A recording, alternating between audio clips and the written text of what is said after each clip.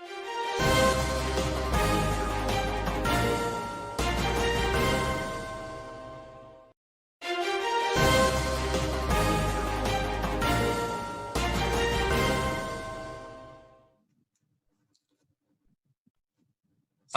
warahmatullahi wabarakatuh. Waalaikumsalam warahmatullahi wabarakatuh. Apa kabar Mas Irfan? Alhamdulillah baik.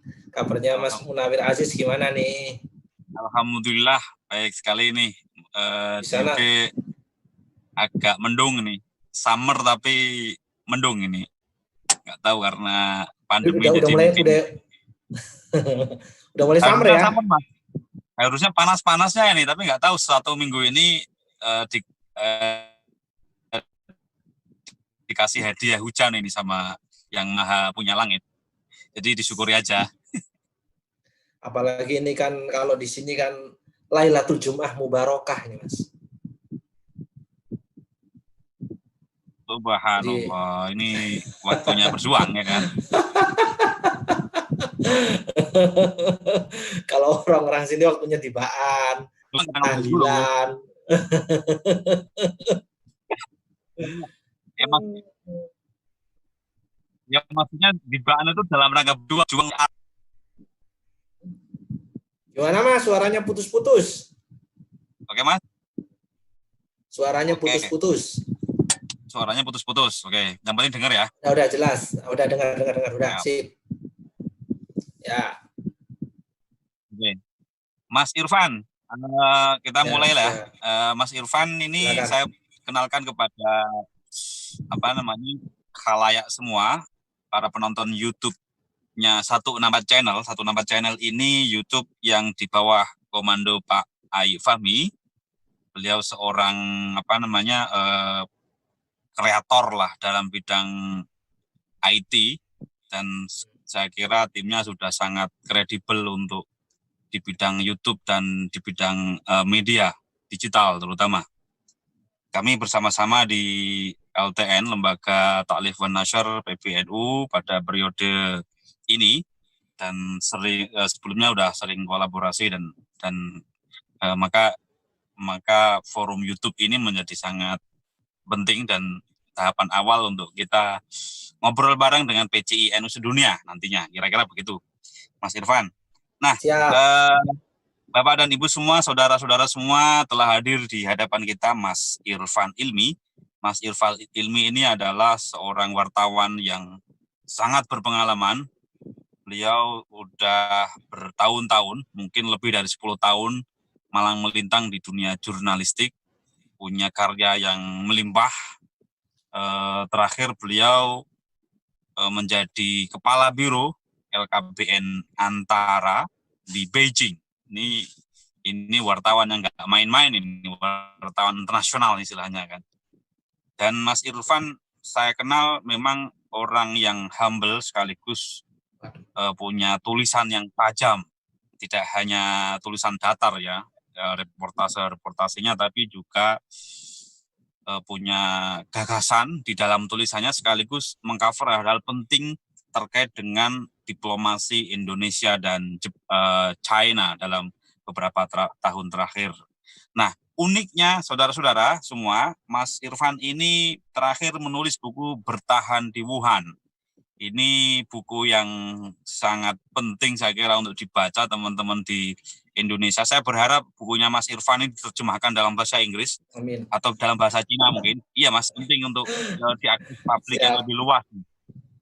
Karena saya juga melihat ada beberapa tulisan dari China yang terbit dalam beberapa minggu terakhir kan, kesaksian beberapa wartawan dan sekaligus novelis saya kira dari China, dan ini sudah mulai beredar di publik di Eropa dan UK. Nanti saya kira buku Mas Irfan penting untuk diterjemahkan dalam bahasa Inggris biar ada kesaksian dari wartawan Indonesia itu menjadi saksi bagaimana Wuhan itu penting gitu.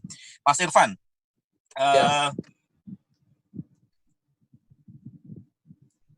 saya ingin mulai dan membahas tentang Wuhan dulu, karena Mas Irfan memang starting point-nya, dalam buku itu. Saya baca sekilas di buku itu karena versi fisiknya belum bisa saya dapatkan. Cuman saya dapat review dan beberapa halaman pengantar karena saya beli di Gramedia juga belum bisa terakhir. Tapi saya mengikuti tulisan-tulisan Mas Irfan di antara beberapa tulisan beliau terkait dengan China, terkait dengan diplomasi politik, dan terakhir tentang kesaksian beliau di Wuhan. Mas Irfan, bisa disampaikan sekilas bagaimana kondisi Wuhan? Mengapa Mas Irfan itu punya greget untuk menulis buku itu, kira-kira untuk starting point kita ngobrol yang lebih lanjut. Oke, Mas. Oke, terima kasih Mas Munawir. Waduh, ini saya sangat beruntung ketemu Mas Munawir. Padahal kita kenal baru kemarin ya, belum lama kan, sebelum COVID ya. Jangan-jangan ini juga ada blessing in disguise. Setelah COVID kita baru sebelum COVID kita kenalan, baru ketemu lagi nih. Kalau nggak salah kita udah 2 kali ketemu ya. Pekan lalu kita sudah ketemu. Terakhir ketemu kita ini, Mas, makan ini ya, pecel lele. Ya, jadi perlu saya mungkin sedikit saya review bahwa sebenarnya saya menulis buku ini sebagai bentuk kepedulian saya terhadap rekan-rekan WNI yang ada di Wuhan ya. Jadi saya tidak di Wuhan waktu itu, memang pada saat-saat yang kritis, saya sebut saat-saat yang kritis pada tanggal 22 itu saya kontak sama teman kita, mungkin semua sudah tahu, teman-teman sudah tahu yang namanya Saifuddin Zuhri ya, yang beliau juga aktif di PCI-NU, salah satu pengurus teras di PCI-NU Tiongkok. Ya, kebetulan dia adalah orang yang pertama yang saya kontak. Jadi begitu saya dapat kabar Wuhan itu di lockdown pada tanggal 23 Januari, saya kebetulan tidak di Beijing waktu itu. Ya, saya di kota yang sebenarnya satu jalur sama arah ke Wuhan.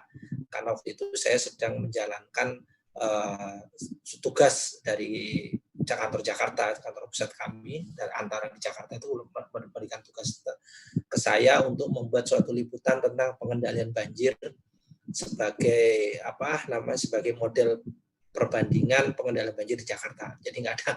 Jadi waktu itu saya tidak tapi kasus yang namanya COVID-19 ini belum COVID ya. Jadi dulu ketika di Cina yang ramai itu berita tentang fenomena unknown cause. Jadi pneumonia.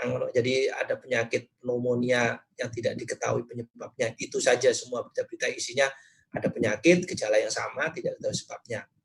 Tapi belum ada tindakan konkret ya dari pemerintah setempat sampai pada tanggal 23 Januari itu, pada saat lockdown kota Wuhan itu jadi serius gitu loh. Maksudnya kalau awal-awal ya biasa-biasa aja. Ya bahkan waktu itu jadi 23 Januari itu yang lebih penting lagi adalah H-2 Imlek. Okay. Imlek itu salah satu liburan terbesarnya orang Cina, mungkin orang mudik terbesar di dunia ya. Saya sebut sebagai mudik terbesar di dunia karena kereta api itu dalam mudik Imlek itu sudah mempersiapkan jadwal perjalanan sampai 400 juta trip. Jadi 400 juta jadwal perjalanan, luar biasa memang. Biasanya sudah dipersiapkan berbulan-bulan sebelumnya, termasuk pesawat, jadi memang mudik terbesarnya, kalau kita kan mudik kita kan ya mungkin berapa ratus juta ya, tapi kalau di Cina daratan sudah 1 miliar sekian kan penduduknya, bisa dibayangkan mudiknya bisa jadi memang mudik yang terbesar di dunia ya pas waktu Imlek itu. Nah, ketika terjadi itulah saya telepon teman saya, saudara kita ini ya, Saifuddin Zuhri, karena dia memang domisilinya di Wuhan. Nah, akhirnya saya telepon karena dia satu-satunya teman yang sering kontak. Dia ketemu juga sekali waktu itu bulan puasa tahun yang lalu. Saya kenal, sudah pernah ketemu aja, tapi sebenarnya udah kontak-kontak. Nah, itulah saya telepon. Pertama saya telepon, dia mengabarkan kondisi baik-baik saja. Ya sudah, saya bilang, wah ya udah berarti aman lah kalau kondisi baik-baik saja. Tapi berikutnya dia ngomong, saya ini di Indonesia sama anak saya, Mas, sementara istri saya tertinggal di situ. Nah, saya kaget. kok bisa jadi istrinya tertinggal gimana sih? Nah, kemudian saya ikutin lah dari cerita-cerita dia, kemudian ya udah ketika saya malamnya belum terjadi apa-apa ya. Ketika saya keluar itu udah sepi tiba-tiba. Jadi pemandangannya benar-benar beda dengan ketika pada tanggal 22 malam pun masih pemandangan jauh-jauh sepi, nggak ada orang, macam-macam sampai terjadi sedikit kepanikan di kota Tianjin tempat saya waktu itu berada ya sebelum saya melanjutkan perjalanan ke Beijing, ke Shanghai. Nah waktu itu ada sedikit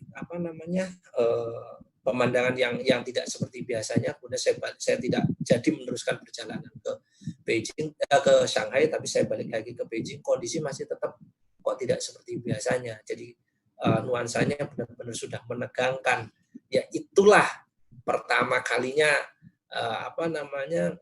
saya bisa melihat sendiri, bisa merasakan sendiri Cina yang begitu besar, yang begitu dahsyat, begitu begitu pembangunannya itu sangat gencar ya, dengan tiba-tiba ada kejadian kayak begitu, tiba-tiba jadi kayak kota mati, tiba-tiba jadi semua kota-kota jadi seperti kota mati. Kemudian saya lihat petugas keamanan ya di sini ini di Beijing itu, di Cina itu polisi itu di bawah Kementerian Keamanan Publik. Jadi termasuk polisi itu tugasnya kalau di Cina itu tidak hanya untuk menangani masalah kriminal, tapi juga masalah kependudukan. Termasuk dia mengontrol penduduk, juga mengatasi lalu lintas pastilah. Kalau kemudian untuk masalah-masalah sipil. Jadi mereka pun akhirnya ketika saya di Beijing, esok harinya itu saya sudah rumah kontrakan saya itu jadi gedor-gedor polisi, ditanyain, kamu dari Wuhan, kamu dalam 14 hari ini ke Wuhan tidak? Nah, terus kemudian terus yang ditanyakan, jadi semakin bertambah situasinya semakin tidak menentu ya.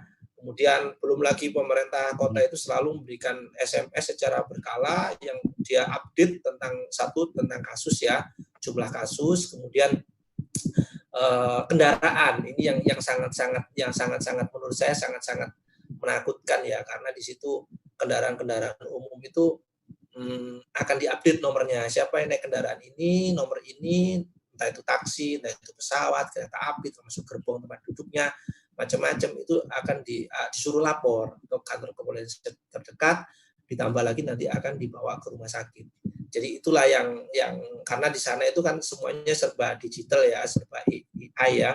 Orang membayar apapun, mau naik taksi, apalagi taksi daring, itu sudah jelas biasanya membayar pakai WeChat atau Alipay, di mana itu ada pasti ada yang namanya ID card kita. Kalau orang asing ada paspor, ada nama, ada foto, ada nomor telepon. Nah, jadi kita nggak bisa membohongi ya. Nah, maksudnya saya nggak pernah ke Wuhan gitu. Tiba-tiba saya nggak dalam, tapi pasti ketika kita mau keluar, apalagi ketika mau keluar dari Cina, itu pasti waktu itu sudah mulai diberlakukan yang namanya petugas karantina turun di lapangan, turun di setiap bandara, di stasiun kereta. Nah, mereka akan melacak itu tadi kan kalau orang lokal kan naik kereta api, naik kendaraan umum kan pakai KTP-nya sana. Kalau kita orang asing pakai paspor. Nah, itu akan dilacak nih. Mau nggak mau pasti 99% udah ketemu nih. Oh, orang ini pernah naik kendaraan ini, yang ternyata kendaraan ini pernah ditumpangi oleh si pasien. Nah, itu pasti kita kan sudah nggak bisa kita mengelak, kan sudah diumumkan, ada di handphonemu, ada di setiap berkala pasti disebutin nomornya ini, nomor taksi ini, nomor bis ini, nomor kereta ini. Nah, itulah yang membuat jadi kita siapapun, saya pikir bukan hanya warga asing saja, tapi penduduk setempat pun akhirnya menjadi merasa ya suasananya sudah sangat-sangat mencekam ya, karena memang penyebaran virus ini dari kontak antar transmisi antar people to people. Nah, itu yang tadinya yang mungkin sebelum tanggal, saya katakan mungkin sebelum Januari ya, mungkin sebelum 4 Januari lah. Sebelum 4 Januari itu masih belum ada pernyataan resmi bahwa ini adalah penyakit yang bisa menular dari manusia ke manusia. Nah, begitu ada pernyataan dari Chong Nanshan, ya kira-kira saya lupa tanggalnya ya, saya punya daftar kronologisnya, itu kira-kira pertengahan Januari baru ada pengumuman itu. Nah, disitulah akhirnya, ini ternyata penyakit menular. Tadinya kan belum ada pernyataan bahwa ini penyakit menular dari manusia ke manusia. Jadi ya kita tenang-tenang aja. Tapi begitu ada pengumuman itu, ya itulah akhirnya diberlakukanlah mekanisme itu tadi, mekanisme pelacakan orang antar orang itu, siapa ketemu siapa, itu akan untuk salah satu upaya untuk memutus mata rantai dari COVID ini. Gitu, Mas Munawir. Siap, Mas Irfan, terkait dengan ini, saya akan mengikuti juga berita pemerintah Indonesia membawa orang-orang Indonesia yang bertahan di Wuhan dan kemudian didatangkan ke pulau mana itu? Pulau Galang kalau nggak salah ya. Natuna, oke. Natuna. Mas Irfan melihat itu gimana kronologisnya atau komunikasi jenengan dengan pihak KBRI mungkin dengan Pak Dubes? Ya, jadi ada cerita yang bisa dibagi nggak, Mas? Ya, jadi waktu itu tanggal 23 Januari ya pastinya itu, jadi kita berawal itu dari tanggal 23 Januari mulai ada tindakan-tindakan yang konkret. Kalau sebelumnya kan hanya imbauan. Karena yang saya pantau adalah komunikasi antara teman-teman PPIT di Wuhan sama KBRI. Itu saya pantau masih kondisi aman. KBRI mengeluarkan imbauan, yang masih saya ingat ya adalah imbauan jangan bersentuhan langsung dengan daging, baiknya hindari makan daging, cuma gitu aja kan. Itu senada dengan imbauan-imbauan yang ada di Wuhan sana. Terus sering cuci tangan. Jadi imbauan-imbauan seperti itu masih belum ada, sepertinya pada saat itu belum ada pernyataan resmi bahwa ini seperti yang saya katakan tadi, ini penyakit menular dari manusia ke manusia. Nah, begitu tanggal 23 Januari itu sudah ada tindakan-tindakan konkret. Sebelumnya, setelah 23 Januari, maaf, sebelum Februari maksud saya. Jadi tanggal 23 Januari sudah difikirkan rencana-rencana teknis bagaimana untuk memulangkan. Tadinya itu gini, Mas, awal-awal ketika tanggal 23 Januari, data itu simpang siur. Berapa sih pastinya jumlah WNI kita? Awal-awal itu yang masih saya, jadi berita saya itu ada yang pertama itu menyebutkan 90. Ternyata setelah didata lagi, data itu berubah-ubah tuh. Di papan itu ketika saya laporkan, misalkan, loh Mas, ini kok nggak sekian. Saya sering kali cross-check lagi. Ini data di papan, tulis misalkan angkanya 200 berapa. Tapi memang baik dari Pak DCM ya, Pak Dinus Nadi yang kebetulan adalah DCM yang baru itu, Pak Dinus Nadi ini masih belum berapa ya, masih 1 mingguan dia beliau ini menjabat DCM, langsung dihadapkan dengan baru sekali langsung. Jadi ketemu saya itu ya pas memantau, sedang menyiapkan rencana-rencana teknis itu awal-awal rencana teknisnya itu awal-awal, jadi masih gimana cara memulangkannya, boleh pulang atau tidak, nunggu lampu hijau dari pemerintah Cina. Awalnya kan pemerintah Cina kan sama sekali tidak mau melepas, gitu loh. Jadi orang asing biarkan aja dulu bertahan di situ. Jadi rame lah waktu itu beberapa negara, termasuk Amerika yang pertama yang ngotot ingin ingin withdraw. Jadi istilah pemerintah Cina itu nyebutnya withdraw, bukan evacuation ya. Kemudian Prancis, kemudian Jepang, Indonesia itu masih diam-diam saja, dalam arti diam-diam tetap KBRI tetap melakukan aksi-aksi nyata ya, melobi-lobi bagaimana teknisnya gitu, sampai kemudian kalau nggak salah Jepang itu yang pertama withdraw ya setelah Amerika, terus ada positif ternyata, Jepang pulang positif 2 gitu, terus akhirnya ya sudahlah, terus diatur strategi bagaimana supaya orang-orang asing ini bisa masuk di Wuhan, dalam arti orang yang punya kaitan langsung terkait dengan itu tadi, withdrawnya itu. Akhirnya dirancanglah KBRI mencoba membuka posko di Provinsi Hunan yang berbatasan dengan Wuhan ya. Jadi Hunan ini, Provinsi Hunan ini berbatasan dengan Wuhan, diatur dari sana, gimana cara teknisnya, sampai terus saya kontak-kontak beberapa staf KBRI ya yang kebetulan ikut melakukan evakuasi. Itu salah satu juga saya ketengahkan di dalam buku saya yang disebut Mas Munawir tadi. Jadi mereka ini adalah orang-orang yang betul-betul boleh dibilang mereka ini menyabun nyawa ya, karena Wuhan sebagai sebagai epicentrum itu, sebagai epicentrumnya COVID-19. Jadi mereka bagaimana diaturlah secara teknis, bagaimana bus itu bisa menjemput orang-orang dalam radius, kalau nggak salah radius 500 km. Jadi bagaimana menjemput orang dalam radius 1 km, 500 km dalam waktu yang 1 hari. Itu yang saya dapat informasi seperti itu. Kemudian ya model seperti itulah yang kemudian saya angkat dalam buku saya. Akhirnya dibawalah mereka ke Mas Irfan. Ya, siap. Gimana, Mas Nawir? Mas Irfan, bisa gambarin nggak kepanikan warga Cina ya ketika Wuhan itu menjadi epicentrum, kepanikan warga lokal di beberapa kota yang lain, dan kemudian respon seperti apa? Karena kan begini, ada pandangan bahwa Cina dianggap berhasil menekan laju virus karena sistem pemerintahannya kan ini kan berbeda dengan negara-negara yang lain. Jadi Cina punya sistem pemerintahan yang unik, yang itu bisa orang menganggap itu semi otoriter atau bahkan ya karena memang sistem negaranya begitu. Bagaimana Mas Irfan menanggapi cara pandang itu, Mas? Ya, kalau kita lihat kan mungkin teman-teman tahu semua ya, pemirsa tahu semua bahwa di video seperti apa kan ketika terjadi lockdown itu ya, lockdownnya 76 hari kan itu.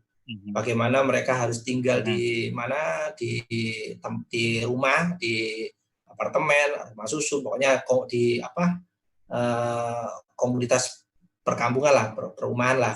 Mereka bisa menyemangati antar warga sendiri supaya tetap bisa survive, itu kan. Termasuk teman-teman kita sendiri, WNI kita sendiri, akhirnya berbagai macam yang dilakukan. Yang saya lihat itu ada yang membuat video vlog ya dengan pesan-pesan yang sangat positif.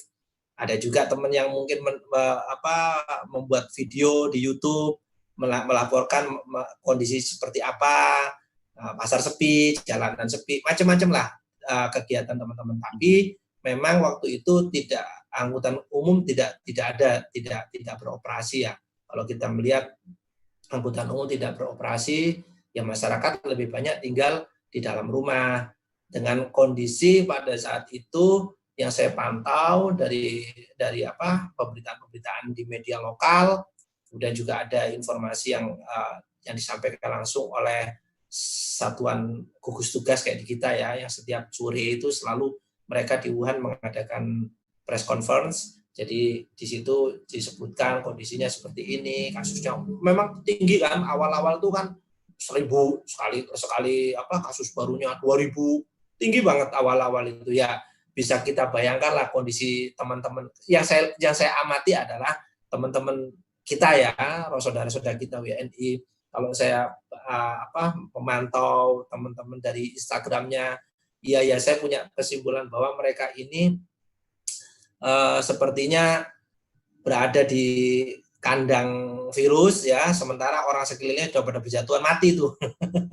Jadi saya melihat ya Allah, kasihan banget ya teman-teman kita ini di antara orang-orang yang menjadi korban, sepertinya seperti orang yang menunggu nasib tuh, kapan giliran kami, karena mereka hidup di tengah epicentrum pandemi dalam kondisi yang di lockdown, yang ditutup total ya kan, yang ditutup total, tidak bisa keluar, tidak masuk. Maka saya menyebutnya bahwa memang pada saat itu adalah Wuhan harus dikorbankan.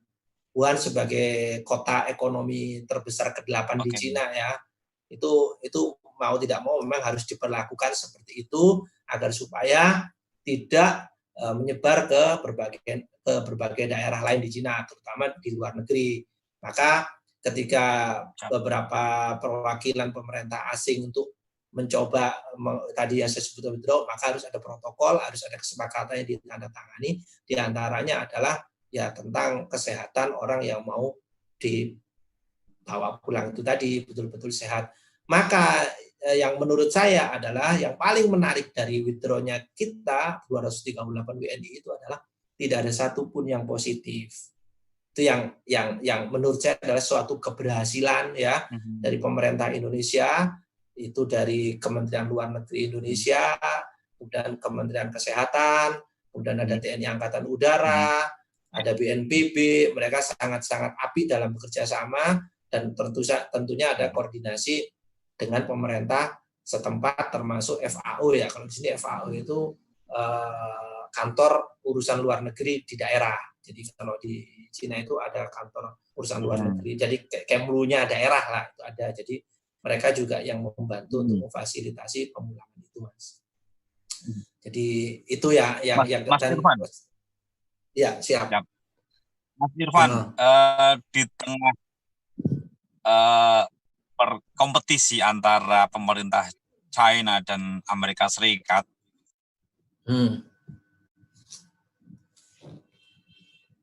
gimana, Mas? Halo? Putus, Mas.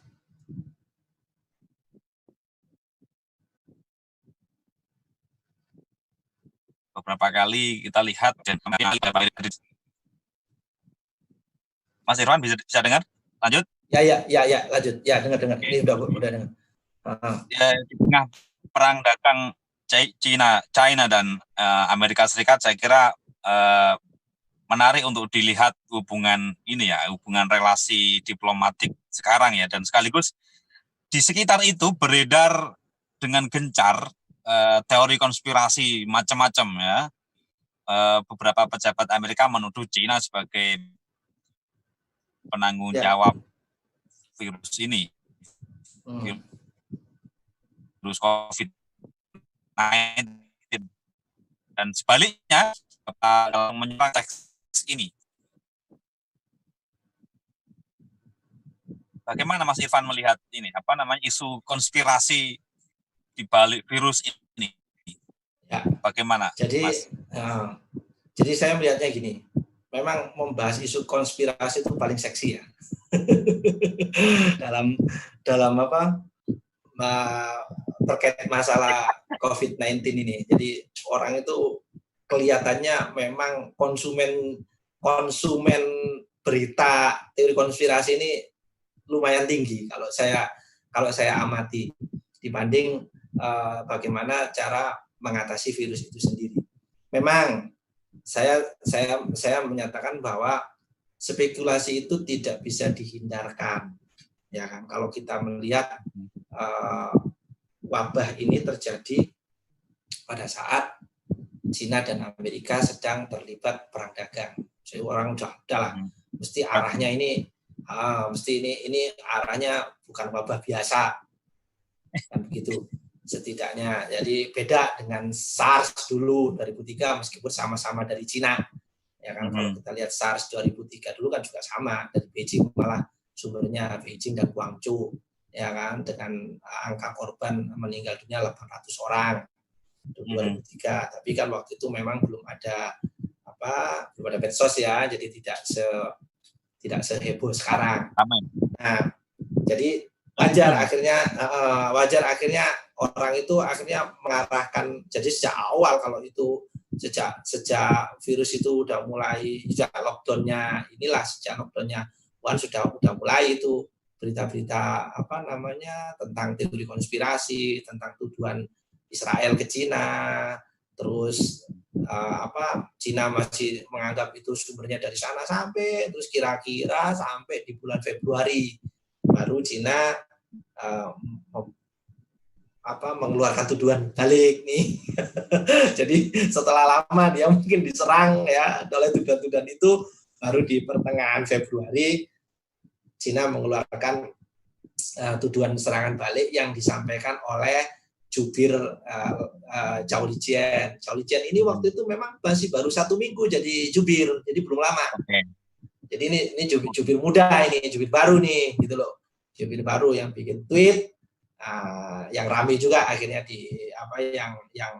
yang mengait-ngaitkan. Jadi jubirnya Zhao Lijian itu mengait-ngaitkan dengan pekan olahraga World Military Games di Wuhan pada bulan Oktober. Jadi bulan Oktober 2019 yang mengait-ngaitkan itu sampai sekarang kalau saya amati masih ramai itu. Sekarang baru lagi yang kemarin kalau nggak salah Harvard University mengeluarkan laporan ya kalau nggak salah yang menyebutkan bahwa gejala ini sebenarnya sudah ada sejak Agustus. Dengan mengutip citra satelit bahwa pada tanggal-tanggal itu pada bulan-bulan Agustus banyak sekali parkir kendaraan di rumah sakit di Wuhan. Terus diteliti lagi di searching Google, ternyata yang pada saat itu keluhan terbanyak adalah flu, batuk dan diare. Ya, jadi Harvard University kalau nggak salah kemarin lusa dia merilis sebuah laporan tentang itu tadi citra satelit tadi. Baru hari ini dibantah lagi tuh sama Cina ya kan. Nah kalau sekarang Cina bantahnya gini, Cina Kemlunya bantahnya gini. Coba deh kalau sama gitu kita lihat sekarang data tahun 2017-2018 di mana orang yang mengeluhkan penyakit batuk dan diare itu juga banyak. Terus apakah kita mau menyimpulkan katanya? Apa kita mau menyimpulkan bahwa bisa jadi memang penyakit itu muncul di tahun 2017? Nah, sekarang begini, menurut saya dari rentetan peristiwa saling tuduh ini, Mas Munawir, menurut saya itu pembuktiannya lama lah ya. Menurut saya pasti lama lah. Mungkin jauh lebih lama daripada selesainya vaksin ya.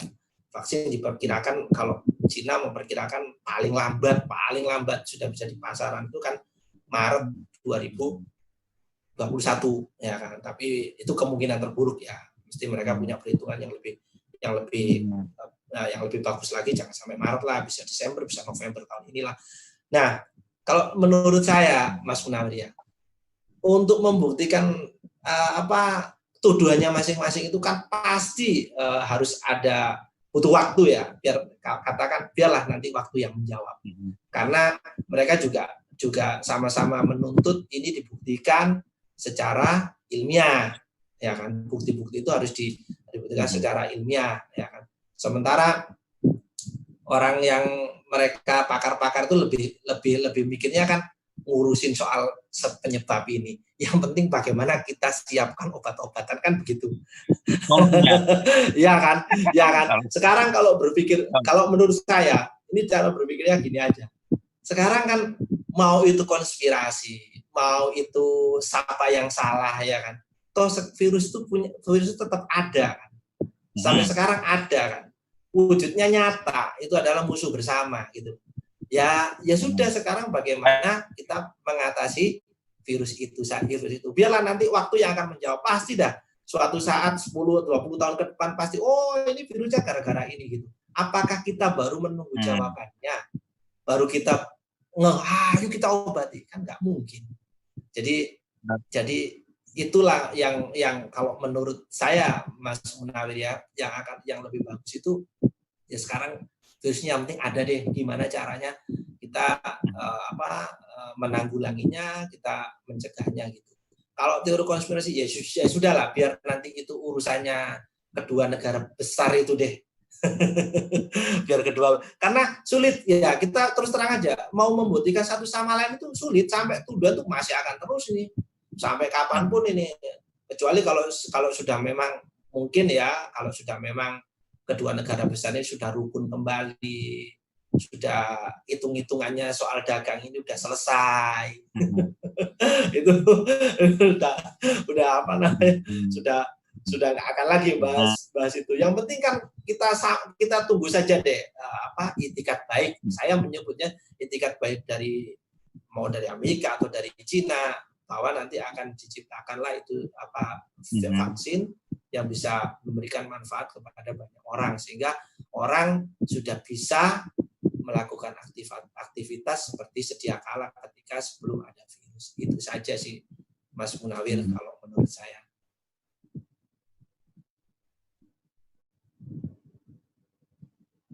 Mas Irfan memprediksi China dan Amerika seperti apa sebab ini, Mas?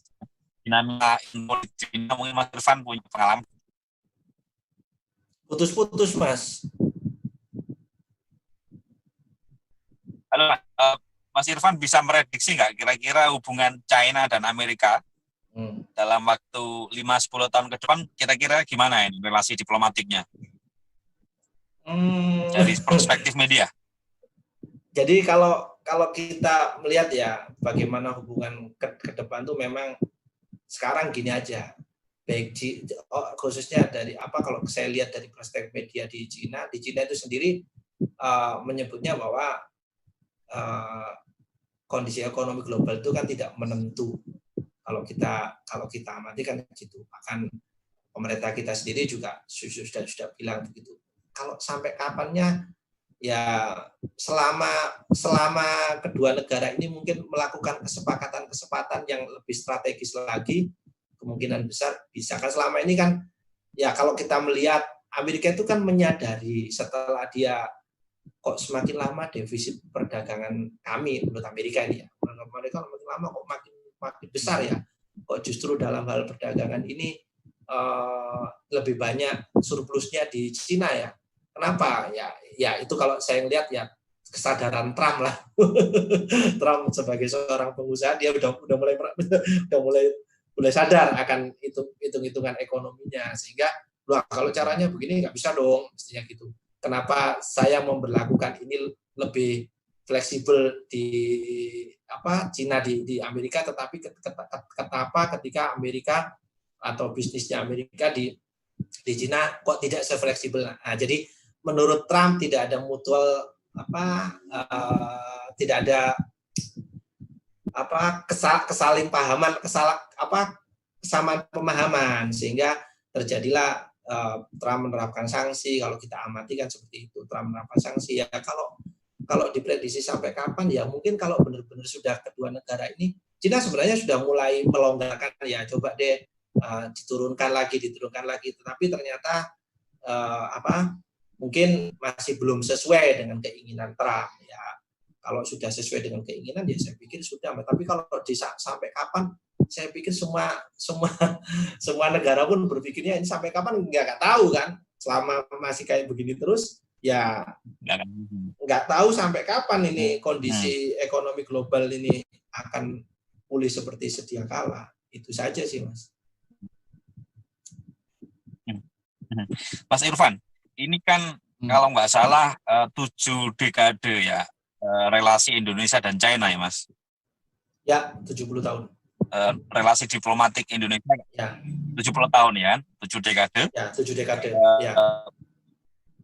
Bisa nggak meng-highlight Mas Irfan ini seperti apa relasi antara pemerintah Indonesia dan China, khususnya dalam bidang-bidang yang memang Mas Irfan sering tulis di antara. Saya melihat Mas Irfan ini kan diplomat yang jadi wartawan gitu. Jadi Mas Irfan sering menuliskan informasi-informasi akurat dari China dan kemudian dikonsumsi oleh teman-teman kita di Indonesia, dan itu sangat penting karena informasi-informasi yang ditulis Mas Irfan ini menyadarkan kita semua banyak hal yang itu sering keliru dipahami publik Indonesia, dan berita-berita langsung yang ditulis Mas Irfan maupun esai-esai beliau itu memberikan perspektif. Kira-kira bisa highlight ya, Mas, terakhir ini relasi pemerintah Indonesia dan China ini seperti apa yang penting? Jadi kan kalau kita kan hitungan 70 tahun itu kan dari tahun sebelum ini ya, sebelum konferensi Asia Afrika kan, hitungannya sih begitu. Jadi tidak dihitung ketika Indonesia sedang hubungan bilateral Indonesia, hubungan diplomatik Indonesia itu sedang beku ya di periode 65 sampai 90 ya kan, itu jadi tetap Cina menganggapnya kita hubungannya udah 70 tahun nih. Jadi yang sempat apa namanya sempat terputus itu nggak termasuk dikurangi. Nah, kalau kita melihat itu, kemudian kita lihat lagi kita melakukan hubungan yang agak strategis itu kan di tahun 2013 mulai strategis. Kalau hubungan strategis itu ibaratnya begini kalau Pak Dubes itu nyebutnya. Kalau sebelumnya kita kan hanya teman, nah gitu loh. Nah, ketika strategis ya tentu kita lebih dari teman biasa gitu loh. Nah, makanya Indonesia mulai itu sejak tahun hubungan strategis itu tahun mulai kalau memang teman bukan teman sekadar teman biasa atau teman istimewa, tentu kan perlakuannya harus beda dong. Gitu ini kan? Berarti teman tapi mesra. Gimana Mas? Teman tapi mesra berarti. Lebih dari teman, betul, teman tapi mesra. Makanya ada beberapa hal yang kemudian diajukan ya semacam dituntut oleh Indonesia, mesti perdagangan, jangan lagi deh perdagangan kita selama ini minusnya sangat tinggi gitu. Nah, akhirnya dibukalah beberapa keran ekspor atau keran impor Cina ke Indonesia ya, seperti yang kita ketahui, seperti manggis yang sempat terhenti pada tahun 2014, kemudian dibuka lagi di 2018. Kemudian yang paling banyak lagi itu adalah sarang burung, di mana 80% sarang burung konsumsi sarang burung di Cina itu berasal dari Indonesia. Itu kalau ya betul, itu yang menggembirakan ya. Kemudian kelapa sawit, mungkin Mas Munawir tahu sendiri ya, karena Mas Munawir di Eropa sana kan, apalagi ketika kelapa sawit kita di ban. Nah Cina itu mau memfasilitasi gitu loh. Jadi Cina mau memfasilitasi, ya sudah kita tambah deh kalau gitu ekspor impor kelapa sawit dari Indonesia. Itu salah satu bentuk di mana hubungan strategis tadi yang katanya Mas Nawir tadi sebut teman tapi mesra, nggak aja sekedar teman kan. Cuman ada beberapa hal yang memang kita tidak bisa memenuhi permintaan Cina, banyak sekali, terutama buah tropis ya kan. Buah tropis itu kalau menurut saya ya, buah tropis itu masih kalah dari negara-negara Asia Tenggara lainnya. Kita masih kalah sama Malaysia, kita masih kalah sama Thailand, masih kalah sama Vietnam gitu. Nah, mereka ini saya pernah berkeliling ke beberapa daerah ya, yang kebetulan memang di situ yang dibahas adalah masalah perdagangan. Mesti ketemu orang-orang importir itu, dia selalu bilang bahwa bisa nggak Indonesia tuh menyiapkan buah yang masih kondisi segar, seperti yang sudah dipenuhi oleh Malaysia. Malaysia itu punya durian namanya musangking loh, itu yang membuat Thailand akhirnya tersaingi ya. Thailand itu tersaingi dengan adanya musangking itu, karena selama ini yang mendominasi durian di mana di Cina itu dari Thailand, durian montong. Tapi dalam 1 tahun 2 tahun terakhir, 1 tahun terakhir ini langsung tuh durian musangking yang jadi idola masyarakat. Nah, itu memang benar-benar segar gitu loh, nyampe di konsumen itu benar-benar kondisi segar. Nah, kita tahu sendiri di Indonesia itu banyak sekali durian ya. Di Jawa Timur itu banyak sekali. Cuman kadang-kadang kan kita tidak diindustrialisasi. Jadi tidak dibangun secara industri, sehingga ya sudah itu ada di kebun, ya begitu musim taman, tidak dibangun secara modern, begitu musim panen ya sudah dijual di pasar saja. Sebenarnya kan kalau kondisi ini kita bisa manfaatkan, itu akan lebih bagus. Itu salah satunya. Nah, kemudian yang kemarin 2019 kita masih tinggi lagi tuh, sempat kita hampir minusnya semakin terkurangi di 2019 ya, 2018-19 itu yang mulai tinggi, kalau nggak salah, saya lupa angkanya ya. Pokoknya tinggi lah, dalam 10 tahun terakhir itu tinggi. Nah, ternyata setelah kita lihat memang konsumsi barang masyarakat kita itu sangat tinggi pada saat itu. Satu itu, tapi ini bukan yang signifikan. Yang paling signifikan adalah ekspor barang-barang untuk kebutuhan investasi Cina. Nah, itu juga akhirnya menambah angka penilaian, memperlebar gap perdagangan Indonesia sama Cina. Karena semakin banyak investasi Cina kan otomatis mereka mendatangkan alat berat, mendatangkan peralatan-peralatan yang memang mendukung investasi itu. Nah, itulah yang salah satunya menjadi pemicu tingginya itu. Tapi itu terus dinegosiasikan, maka pemerintah Cina pun juga apa lagi yang perlu? Itu seakan-akan jadi mewadai apa yang perlu lagi saya lakukan, termasuk ketika kedatangan Perdana Menteri Li Keqiang ketemu Jokowi kemarin, salah satunya juga dibahas tentang itu. Jadi itu salah satu nilai positif dari 70 tahun Indonesia hubungan dengan hubungan diplomatik sama Cina. Termasuk juga kalau kita lihat dari segi pelajar kita makin lama makin banyak pelajar kita yang sekolah di China, baik itu dia yang mendapatkan subsidi beasiswa penuh atau parsial ataupun memang berbiaya sendiri. Makin banyak jumlahnya 15.700 sekian. Saya nggak tahu di UK berapa mahasiswa kita, Mas? UK sekitar 6 ribuan, Mas. Ya 6 ribuan. 6 ribuan ya. Untuk pelajar ya. Betul. Tapi kalah jauh sama China. Di sini itu bayangkan 60% pelajar di UK itu dari China, Mas. Pelajar internasional. 60%. Gitu ya? Iya. 60%. Jadi kalau kita naik bis kampus kan, itu serasa di Shanghai. Gitu ya. Itu banyak sekali teman-teman dari China ini.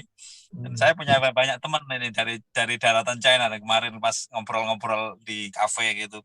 Nah, Mas, terkait dengan hubungan pemerintah Indonesia dan China, saya ingin highlight ini ketika Gus Dur menjadi presiden, Mas Irfan mungkin pernah membaca data-datanya ya. Saya nggak tahu apakah Mas Irfan sudah di China atau belum. Belum ya? Belum jadi wartawan kali. Belum jadi wartawan. Itu kan 2000 ya. Saya sudah. Tapi belum di antara. Okay. Saya sudah jadi wartawan tapi belum di antara. Ketika saya riset buku saya terkait dengan Gus Dur dan Bapak Tionghoa Nusantara, saya nulis buku terakhir Mas Irfan di buku Kompas terbit sebentar lagi. Di antaranya saya melihat bagaimana Gus Dur membangun hubungan diplomatik dengan pemerintah China. Di antara yang unik adalah ketika Gus Dur merujuk bahwa beliau punya darah dari keturunan seorang China dan Gus Dur justru datang ke sebuah perkampungan di China kalau nggak salah ini. Apakah Mas Irfan ini punya data lebih atau artefak atau pernah bahkan saya yang dulu dikunjungi Gus Dur? Ya, sebentar saya mau ngecas dulu ya. Ini baterainya mau habis, sebentar aja. Ya, aman. Jadi teman-teman semua, ketika dulu Gus Dur menjadi presiden, jadi Gus Dur ini punya strategi unik untuk menarik hubungan relasi dengan orang-orang Tionghoa di Indonesia maupun dengan pemerintah China sendiri. Jadi memang keduanya tidak saling berhubungan, tapi ada relasi yang relasi komunitas. Nah, Gus Dur punya strategi untuk membangun komunikasi dengan kedua komunitas ini, baik orang-orang Tionghoa di Indonesia maupun dengan pemerintah China atau orang-orang China di negeri asalnya.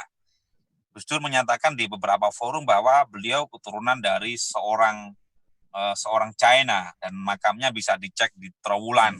Saya pernah ziarah ke sana, Mas, untuk ngecek kebenaran pernyataan Gus Dur, dan ternyata benar. Ada beberapa data yang mengatakan Gus Dur memang keturunan dari orang China, dan ketika Gus Dur menjadi presiden dan dalam lawatan diplomatik ke China, Gus Dur datang ke sebuah kampung ini saya akan ngecek lagi entah di mana, saya lupa namanya, dan Gus Dur ini mengatakan kepada warga ini, dulu nenek moyang saya orang sini ini. Ini mungkin susah diverifikasi ya, tapi bahwa komunikasi Gus Dur ini menarik untuk membangun ikatan emosional dengan pemerintah Cina, Mas. Bagaimana menurut jenengan? Ya, jadi pada tahun 2000 kalau tidak salah, Gus Dur itu mengunjungi perkampungan Muslim terbesar di Beijing ya, namanya Niujie. Di situ ada masjid yang dibangun pada tahun sekitar 900-an ya. Terus di situ ada makam imam, 2 imam. Masjid itu ya imam ya, bukan pendirinya tapi imam. Tapi kalau dilihat dari namanya memang imam ini pendatang. Jadi bukan suku Huimin. Nah, Gus Dur itu salah satu presiden pertama Indonesia yang mendatangi Masjid Niujie. Kemudian pada bulan Mei kalau nggak salah ya 2017 ketika di sela-sela Belt and Road Forum, Jokowi yang datang ke sana, ke masjid itu. Jadi di Masjid Niujie. Jadi sudah berdua presiden Indonesia yang sudah mendatangi Niujie. Kalau nggak salah zamannya siapa itu Perdana Menteri Malaysia yang barusan ini sebelum Mahathir yang kasus siapa? Ya, itu yang pernah ke sana juga. Tapi Indonesia kita sudah punya 2 presiden yang mengunjungi itu. Jadi memang di situ salah satu konsumsi. Kalau kita ngelihat ke belakang, Mas, ya, Wali Songo kita itu banyak kan? Adalah, ya saya nggak nyebut banyak. Salah satunya Raden Patah, ya kan? Kalau nggak salah ibunya atau kakeknya yang memang orang dari mana? Keturunan Cina. Satu itu. Kemudian ada lagi Sunan Ampel kalau nggak salah ya, ada beberapa lah kalau nggak salah 3 kalau nggak salah ya, bisa dicek lagi mungkin Mas siapa aja sunan-sunan yang punya ibu atau punya kakek berdarah dari mana, dari Cina. Kemudian kalau kita lihat lagi kedatangan ini Cheng Ho ya, yang di Indonesia itu ada 9 atau 12 jumlah masjid Cheng Ho yang menggunakan nama Cheng Ho.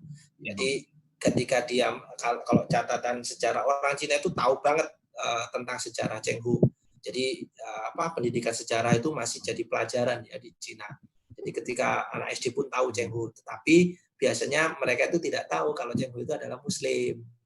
Yang pasti Cheng Ho adalah seorang pelayar ya, seorang penjelajah gitulah.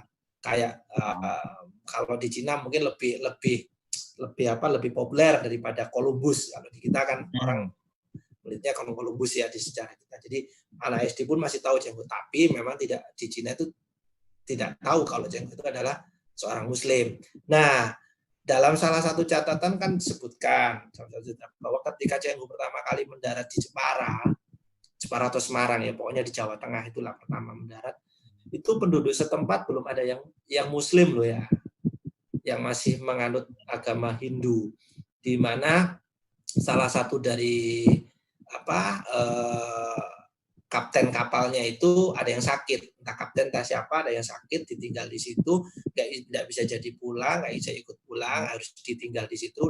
Nah, itulah mulai beranak pinak tuh, mulai menikah dulu sama penduduk setempat. Nah, mulai beranak pinak, maka tidak heran kalau kemudian ada sejarah yang lain yang menyebutkan bahwa wali-wali itu juga keturunan dari sana. Sehingga kalau kita pikir lebih jauh lagi, apalagi kalau kita tarik ke belakang ya, kalau kita lihat lagi, Islam pertama kali di Cina dibawa oleh Sa'ad bin Abi Waqqas, ya kan? Paman Rasulullah, sahabat sekaligus juga sahabat ya, sahabat Rasulullah yang pada eranya Khalifah Utsman bin Affan itu ditugaskan ke Cina, melakukan pelayaran ke Cina ya, itu pada tahun sekitar 700 sekian ya. Nah, kita bisa bayangkan, kita bisa melihat bahwa Islam di Cina itu jauh lebih tua daripada yang ada di Indonesia sendiri. Kalau kita lihat kan Indonesia baru di abad 13. Mereka kan 1300 sekian ya kan. Bisa dicek lagi itu dalam sejarah. Tetapi kan kalau kita lihat dari Islam datang pertama kali dibawa oleh Sa'ad bin Abi Waqqas, terus di tahun sekian jauh. Maka kalau dilihat Islam di Cina, Mas, banyak sekali masjid-masjid itu masjid-masjid tua, masjid-masjid tahun 800, masjid-masjid tahun ya setelah saat Nabi Waqqas lah. Ya, termasuk salah satunya yang Masjid New Jie yang pernah dikunjungi oleh Gus Dur itu, yang kira-kira tahun 900 itu. Jadi mesti Gus Dur beliau paham tentang sejarah Islam di Cina, tentang keturunan-keturunan siapa. Karena kalau kita lihat bukan hal yang aneh kan, ketika Gus Dur keturunannya orang Cina, Wali Songo aja masih banyak yang keturunan sana, apalagi Gus Dur yang yang zamannya sudah ya di tahun-tahunnya 1900-an lah, ya kan, atau mungkin 1800 lah. Karena Cheng Ho sendiri atau zaman-zaman Wali Songo itu sudah dari sono nenek moyangnya. Jadi bukan hal yang aneh kalau saya melihat hubungan Islam, misalkan hubungan Islam antara Indonesia dan Cina ini, kalau memang ada pengkajian yang lebih lanjut tentu sangat menarik, dan menurut saya adalah bukan hal yang aneh kalau kita melihat hubungan agama antara Islam dan Cina untuk periode-periode terdahulu. Itu ya Mas Munawir.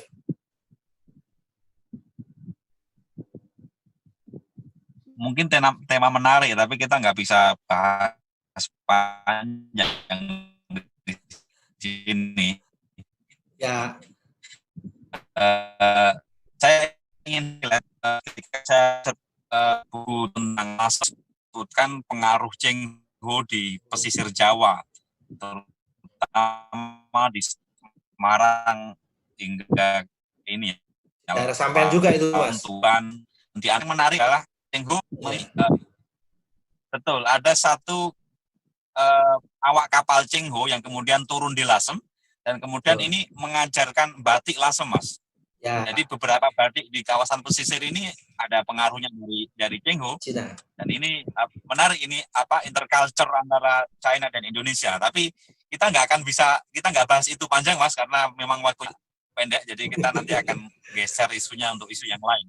Mas Irfan, ya, siap. Terakhir mungkin kita bahas terkait ini, Mas. Sebelum COVID-19 kemarin meledak ya, publik Indonesia 1-2 tahun kemarin ramai tentang isu ini, Muslim minority di Xinjiang. Ya. Mas Irfan, saya kira ini ya punya banyak perspektif terkait dengan Xinjiang kan. Bagaimana Mas Irfan melihat itu? Kenapa kok ada pelintiran isu ya di berbagai media yang saya lihat? Sebagai jurnalis, Mas Irfan melihatnya gimana ini terkait dengan isu Xinjiang di China? Jadi di 2018 ya, sekitar di 2018 itu memang isu itu lagi ramai lagi menghangat ya, setelah sempat terhenti setelah ditemukannya citra satelit mengenai adanya kamp vokasi ya, kamp konsentrasi yang disebut oleh pihak Barat itu sebagai tempat boleh dibilang sebagai tempat pembantaian lah, atau penindasan, atau apalah namanya, cuci otak atau macam-macam lah. Memang dari situ akhirnya Cina juga mulai membangun suatu opini untuk mengcounter opini-opini dari Barat itu tadi. Jadi dibangunlah suatu opini bahwa ini adalah sebagai bentuk kami menurut Cina ya, sebagai bentuk Cina dalam deradikalisasi itu tadi. Mereka akhirnya membuka kepada publik bahwa memang benar ada kamp vokasi ini, tapi kan tujuannya adalah satu untuk deradikalisasi. Kemudian yang kedua, salah satunya adalah sebagai bentuk memberikan pemahaman terhadap ini konstitusi pemerintah Cina. Kemudian memberikan pelatihan bahasa Mandarin, karena memang penduduk Xinjiang itu banyak sekali yang tidak bisa bahasa nasional mereka, Tonghua. Ini kan sebuah hal yang patut kita sayangkan. Kemudian yang ketiga, baru di lembaga itu, karena itu kamp vokasi, jadi dilatihlah keterampilan, karena memang penduduk Xinjiang itu relatif pendapatannya tidak besar. Kemudian di desa-desa itu dia sebulan cuma dapat 300. bagaimana untuk meningkatkan kapasitas mereka, maka diberikanlah pelatihan-pelatihan keterampilan sesuai dengan keminatan dan bakatnya di sana. Jadi itu awal-awal ramainya isu. Tapi kan kemudian ada beberapa warga Xinjiang yang memang dia lari ya, melarikan diri ke berbagai negara. Nah, salah satunya ya di Amerika, sama mungkin di beberapa negara Eropa. Nah, mereka memang meminta perlindungan, termasuk dia mengungkap tentang keberadaan saudara-saudara mereka yang ada yang ini ya, suku Uighur itu tadi ya, yang masih bertahan di Xinjiang itu. Nah, kemudian itu tadi Cina kembali punya alasan bahwa mereka ini mereka ini punya sejarah tentang separatisme. Sehingga kami harus melakukan begini sejak tahun 2012 pada kalau nggak salah ya awal-awal pemerintah Cina sudah menurunkan perhatian ya, entah itu dari segi militernya, petugas keamanan, termasuk pengurus-pengurus partai itu sudah mulai dikerahkan di Xinjiang. Dan yang perlu diketahui, pemerintah Cina itu mencatat sejak tahun 90 terorisme itu terjadi di Xinjiang sejak tahun 92 sampai terakhir itu 2014. Jadi berapa tahun tuh? 92, 14 tahunan ya, 12 tahunan ya kira-kira. Jadi mulai itu akhirnya coba bagaimana cara mengatasi teroris ini gitu. Akhirnya dilakukanlah salah satunya dengan adanya camp vokasi. Kemudian camp vokasi ini sebenarnya jadi sorotan beberapa negara, terutama di barat sana jadi sorotan karena itu dianggap melanggar HAM, ya kan. Ya seperti yang Mas Munawir katakan, Cina itu punya keunikan agak-agak otoriter. Iya, memang Cina punya keunikan agak otoriter. Mungkin kalau Cina tidak otoriter, mungkin ya kalau pendapat dari beberapa orang yang kalau saya diskusi sama orang-orang di Cina itu, kalau tidak otoriter begini mungkin Cina sudah jadi beberapa negara gitu ya. kalau ya mungkin ya kan, mungkin kayak Eropa akhirnya dari beberapa negara, kayak Rusia akhirnya jadi beberapa negara kan. Sehingga disitulah pemerintah itu sangat otoriter ya, powerful gitulah. Kalau jadi sangat powerful, termasuk terhadap orang-orang yang mau melakukan tindakan makar, kemudian separatisme. Nah, itu dalih dari pemerintah Cina terkait dengan apa yang dituduhkan Barat kepada Muslim Uighur. Yang kebetulan memang Uighur itu jadi suku minoritas di Cina, tetapi dia mayoritas di Xinjiang. Dan Xinjiang ini perlu diketahui, dia berbatasan dengan Kazakhstan, Tajikistan, Afghanistan, Pakistan, India. Jadi memang daerah terluarnya Cina. Itu sih Mas Munawir, kalau kita melihatnya. Saya pernah sekali ke sana, juga pernah mengunjungi barak-barak camp vokasi. Jadi saya dan ada 5 kantor berita asing waktu itu yang memang mendapatkan kesempatan pertama. Jadi ada dari Reuters, ada dari APP Pakistan, jadi semua kantor berita. Ada dari Kazinform Kazakhstan, ada Sputnik Rusia. Sudah 5 sama saya dari antara. Jadi kita sudah ditunjukkan masjid-masjidnya, terus kondisi para peserta trainee-nya sudah ditunjukkan, hak-hak mereka kayak apa, ya termasuk wawancara sama ketua CMA-nya itu, CIE-nya, Asosiasi Muslim Cina yang cabangnya Xinjiang, yang membantah bahwa di sini tidak ada yang namanya larangan puasa, larangan sholat. Anda bisa saksikan sendiri. Begitu, Mas Munawir. Siap, Mas Irfan. Kita udah di ujung acara ini. Mohon Mas Irfan untuk highlight singkat terkait apa yang kita bisa pelajari nih dari China ini, pemerintah China. Ya. Terkait dengan kemajuan mereka. Monggo. Ya, yang penting gini, kita jangan melihat Cina itu jangan dari segi ideologinya, karena ideologi komunis itu tidak akan cocok lah kalau kita pakai. Tetapi yang kita tiru adalah bagaimana dia mengelola negara ini dengan baik gitu loh. Dalam arti apa? Cina yang 10 tahun sebelumnya itu tidak pernah berpikir punya powerful ya yang bisa menentang Amerika gitu loh. Dia berani banget kalau memang aku mau diembargo apa saja siap karena aku punya. Cina itu kan pokoknya gitu, dia satelit sudah punya ya kan. Kalau kita lihat teknologi dulu ketika masih teknologi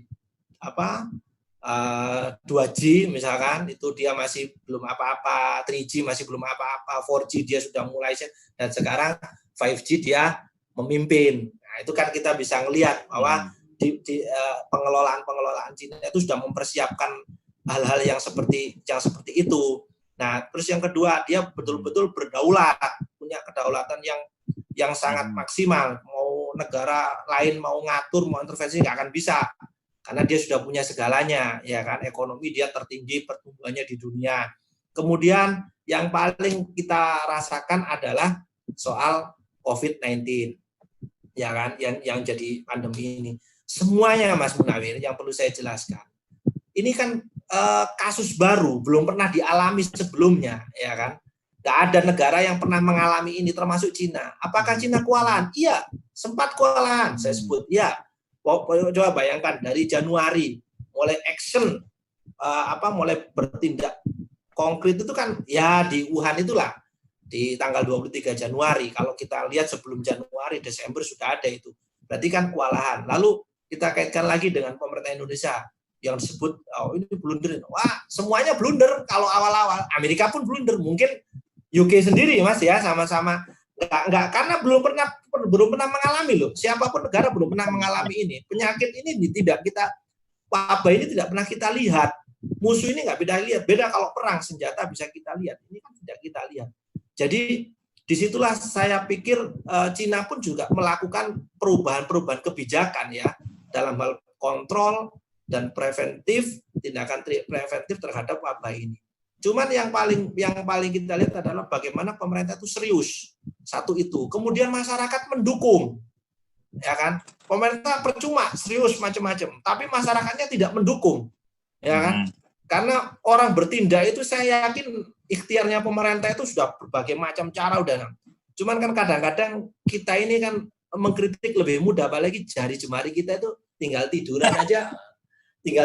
Lu salah kebijakan gini. Nah, itu kan lebih gampang ya kan dibanding pemerintah yang mungkin dia pusing kepala ngatur ini. Sama di Cina pun begitu. Makanya kenapa mungkin kalau kita lihat kenapa pengendalian di Cina relatif berhasil, masyarakatnya mendukung. Kenapa ini mendukung? Sistem politiknya yang mendukung. Ya salah satunya ya di sana nggak banyak partai, nggak banyak kepentingan, ya kan. Nah, kalau di kita kan tahu sendiri, ini mau melakukan ini kaitannya dengan 2024. Padahal 2024 itu masih lama, masih 4 tahun lagi. Tidak seharusnya. Sekarang ya sudahlah, siapapun yang memang bekerja dengan baik, ya kita kita apresiasi. Itu aja menurut saya. Jadi cara mengelola negara itu yang menurut saya kenapa Cina bisa seperti sekarang, bisa berani melawan negara superpower, ya kan? Nggak mau didikte. Nah, itu yang jadi pelajaran kita bersama. Masa apalagi Indonesia yang penduduknya juga tidak sama-sama penduduk besar kan ya. India aja sudah mulai berani kok. Nah, Indonesia ini juga seharusnya sudah mulai tampil lah. Gitu, Mas. Oke, terima kasih Mas Irfan Ilmi. Sama-sama. Saudara-saudara, ya sampai jumpa di sesi ke depan Mas ya. Kita silaturahim virtual lagi. Silakan, Mas. Teman-teman di seluruh dunia, kita sudah sampai pada penghujung ngobrol santai ini terkait dengan China, COVID-19 sama teori konspirasi dengan Mas Irfan Ilmi, wartawan dan Kepala Biro LKBN Antara di Beijing. Hello, my friend, around the world, we already talk about China and the COVID-19 and conspiracy theory with Mr. Irfan Ilmi, leader and journalist from Beijing with several issues about the China and Indonesian diplomatic. We see the next session. See you all and thank you. greeting from the UK. I am Munawar Aziz, a secretary of PCI, Nahdlatul Ulama special branch in the UK. See you next time. Terima kasih, Mas. Assalamualaikum. Assalamualaikum.